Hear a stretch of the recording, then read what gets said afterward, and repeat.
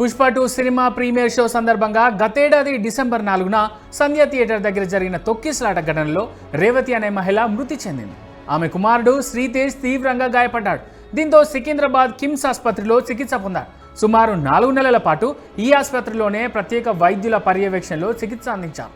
ఈ సమయంలో హీరో అల్లు అర్జున్, నిర్మాత అల్లు అరవింద్, డైరెక్టర్ సుకుమార్, మైత్రి మూవీ మేకర్స్ అధినేతలతో పాటు పలువురు సినీ ప్రముఖులు పిల్లాడి మెడికల్ ట్రీట్మెంట్ కోసం ఆర్థిక సాయం చేశారు.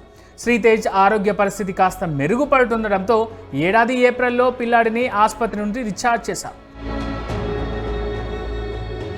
ప్రస్తుతం శ్రీతేజ్ క్రమంగా కోలుకుంటున్నట్లు తెలుస్తోంది. ఇంటి దగ్గరే అతనికి చికిత్స అందిస్తున్నట్లు సమాచారం. ఇదిలా ఉంటే శ్రీతేజ్ కుటుంబానికి తెలంగాణ ప్రభుత్వం కూడా అండగా నిలవనుంది. మిషన్ వాత్సల్య పథకం ద్వారా బాధిత కుటుంబానికి మరింత భరోసా ఇచ్చేందుకు సిద్ధమైంది. ఈ మిషన్ వాత్సల్య పథకం కింద శ్రీతేజ్ సోదరికి ప్రతి నెల 4,000 చొప్పున ప్రభుత్వం ఆర్థిక సాయం అందిస్తుంది. బాలికకు 18 సంవత్సరాలు నిండేంత వరకు నెల నెల ఆర్థిక సాయం అందుతుంది. 3 నెలల క్రితం నుంచే ఈ పథకాన్ని ప్రారంభించగా మొత్తం 12,000 రూపాయలు శ్రీతేజ్ తండ్రి భాస్కర్ ఖాతాలో జమ చేసినట్టు తెలుస్తోంది.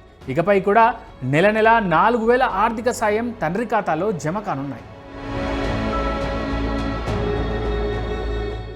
ఇక శ్రీతేజ్ విషయానికి వస్తే ఈ పిల్లాడికి ఇంకా ట్రీట్మెంట్ జరుగుతూనే ఉంది. ప్రస్తుతం అడ్వాన్స్ టెక్నాలజీ సాయంతో శ్రీతేజ్కు ఫిజియోథెరపీ ట్రీట్మెంట్ అందిస్తున్నారు.